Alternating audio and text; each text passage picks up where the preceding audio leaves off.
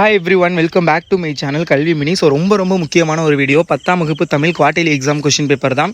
10ஆம் வகுப்பு தமிழ் காலாண்டு தேர்வு மாதிரி வினாத்தாள் மாடல் கொஷின் பேப்பர். ஏன்னா இந்த வருஷம் வந்து புக் வந்து உங்களுக்கு மாறி இருக்குது. ஸோ நீங்கள் லாஸ்ட் இயர் கொஷின் பேப்பர்லாம் படிச்சிங்கன்னா வேஸ்ட் ஆஃப் டைம் தான். யூடியூப்பில் நிறைய பேர் வந்து last year question paper video போட்டிருக்காங்க.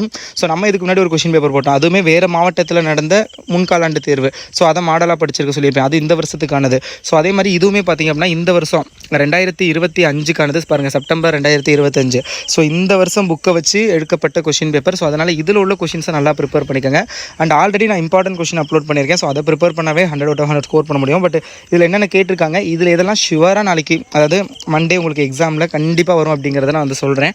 ஸோ ஃபஸ்ட்டு வந்து அதுக்கு முன்னாடி 10th ஸ்டூடெண்ட் மறக்காமல் சேனலை சப்ஸ்கிரைப் பண்ணிக்கோங்க. வீடியோக்கு மறக்காமல் லைக் பண்ணுங்கள். நிறைய பேர் சப்ஸ்கிரைப் பண்ணாமல் பார்த்துட்ருக்கீங்க. ஸோ சப்ஸ்கிரைப் பண்ணி வீடியோக்கு லைக் பண்ணுங்கள். டிஸ்கிரிப்ஷனில் வாட்ஸ்அப் குரூப் லிங்க் கொடுத்துருக்கேன். இது வந்து நமக்கு ஒரு ஸ்டூடெண்ட் தான் சென்ட் பண்ணாங்க. ஸோ அவங்க ஸ்கூலில் நடந்த கொஷின் பேப்பர்னு சொல்லி.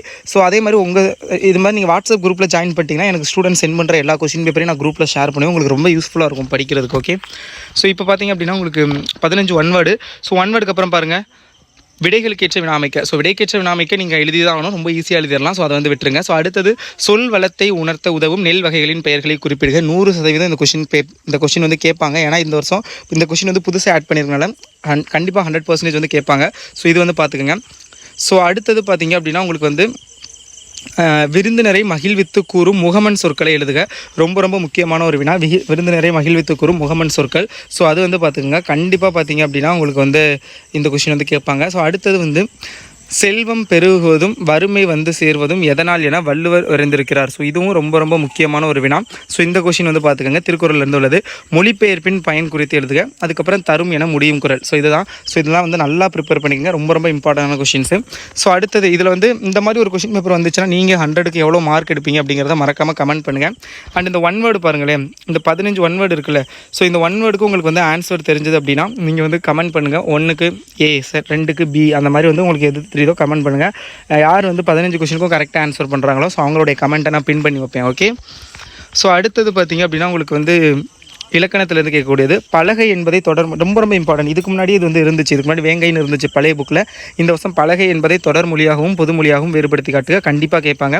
பிழைகளை திருத்தி எழுதுதல், தேனிலே ஊறிய செந்தமிழன் சுவை தேரும் சிலப்பதி அந்தது, அது வந்து பார்த்துங்க. வினைத்தொகையை விளக்குக. ஸோ அது வந்து பார்த்துக்கோங்க. ஸோ அடுத்தது பார்த்திங்க அப்படின்னா வினைத்தொகைக்கு அப்புறம் இது லைக் கலைச்சொற்கள். ஸோ அது கேட்டிருக்காங்க, பார்த்துக்கோங்க. அப்புறம் இந்த இரு சொற்களையும் ஒரே தொடரில் அமைத்து இது சிலை, சீலை, தொடு, தோடு, வலி, வாலி, ஸோ அந்த மாதிரி விடு, வீடு, ஸோ இந்த மாதிரி நிறையா உங்கள் புக்கில் இருக்கும். ஸோ அதை வந்து பார்த்துக்கோங்க. அமர்ந்தான் பகுபத உறுப்பிலக்கணம் தருக. அமர் ப்ளஸ் இத்து ப்ளஸ் இத்து இந்தானது ப்ளஸ் இத்து ப்ளஸ் ஆணு. அமருங்கிறது பகுதி, இத்துங்கிறது சந்தி, இந்துங்கிறது வந்து விகாரம், இத்துங்கிறது இறந்த கால இடைநிலை, ஆணுங்கிறது வந்து ஆண்பால் வினைமுற்று விகுதி. ஸோ அடுத்தது வந்து உங்களுக்கு புளியங்கன்று ஆழமாக நடுப்பட்டுள்ளது. இதுபோல் இளம்பயிர் வகை பெயர்களை 5 குறிப்பிடுக. Very important. ஸோ அடுத்தது வந்து உங்களுக்கு பல துறைகளின் வளர்ச்சிக்கு மொழிபெயர்ப்பு எவ்வாறு பயன்படுகிறது. ஸோ இது ரொம்ப இம்பார்ட்டன்ட். அடுத்து 10 வினா உரை பற்றிய படிச்சுட்டு விடை எழுதுறது. ஸோ அடுத்தது பார்த்திங்க அப்படின்னா உங்களுக்கு வந்து உயிர்கள் உருவாகி வளர ஏற்ற சூழல், அந்த கொஷின். மன்னன் இடைக்காடனார் என்ற புலவருக்கு சிறப்பு செய்ததின் விளக்கம் தருக. தென்னன் மகளே என தொடங்கும் கனிச்சாறு மனப்பாட பாடல். அப்படி இல்லை அப்படின்னா விருந்தினராக என தொடங்கும் காசி காண்டம். பார்த்துக்கோங்க. ஸோ அடுத்தது வந்து உங்களுக்கு அகைன் 3 மார்க்கு. ஸோ இதில் பார்த்தீங்கன்னா இந்த அறிந்தது, அறியாதது, புரிந்தது, புரியாதது ரொம்ப இம்பார்ட்டன்ட். எடுத்துக்காட்டு ஓமையணி. ஸோ 2 அணி இருக்கும், ஓமையணி அண்ட் எடுத்துக்காட்டு ஓமையணி. நீங்கள் ஓமையணி வந்து படிச்சுக்கோங்க, ரொம்ப இம்பார்ட்டன்ட். பட் இதில் எடுத்துக்காட்டு ஓமையணி கேட்டிருக்காங்க. ஸோ அடுத்தது உங்களுக்கு 5 மார்க்கு ஒழுக்க முடிமை. ரொம்ப இம்பார்ட்டன்ட். திருக்குறளில் உள்ள ஒரு நெடுவினா. காலக்கணிதம் கவிதை. ஸோ அந்த கொஷினு.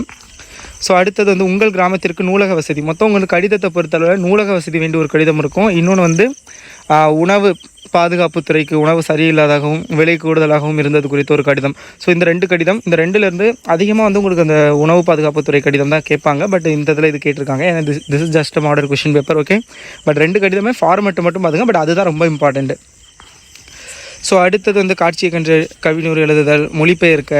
ஸோ அந்த புயலின் அறிவிப்பை கேட்ட அந்த கொஷின். ஸோ இதெல்லாம் பார்த்துங்க. நாட்டு வளமும் சொல்வளமும் தொடர்புடையது என்பதை பாவனர் வழி நின்று விளக்குக. அது சங்க கால தமிழர்களின் விருந்தோம்பல் பண்பு. அன்னமையா, இது ரொம்ப இம்பார்ட்டன்ட். கோபாலபுரத்து மக்கள்.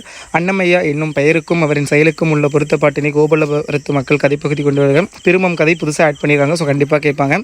சான்றோர் அர்த்த தமிழ், விசும்பின் துளியும். ஸோ இதெல்லாம் பார்த்துக்கோங்க. Very important. ஸோ இதெல்லாம் தான் ரொம்ப இம்பார்ட்டண்டான கொஷின்ஸ். இதை நல்லா ப்ரிப்பேர் பண்ணிக்கோங்க. அதே மாதிரி கட்டுரை ஒன்று இருக்கும், வாழ்த்து மடல் எழுத மாதிரி, மரம் இயற்கையின் வரம் என்னும் தலைப்பில் வெற்றி பெற்ற மாணவரை பாராட்டி தோழனை பாராட்டி வாழ்த்து மடல் ஒன்று எழுதுறது. ஸோ அது வந்து பார்த்துங்க ரொம்ப ரொம்ப important. So this is the most important questions and already நான் இம்பார்ட்டன்ட் கொஷின் அப்லோட் பண்ணிட்டேன். ஸோ அதை ப்ரிப்பேர் பண்ணிக்கோங்க. All the best.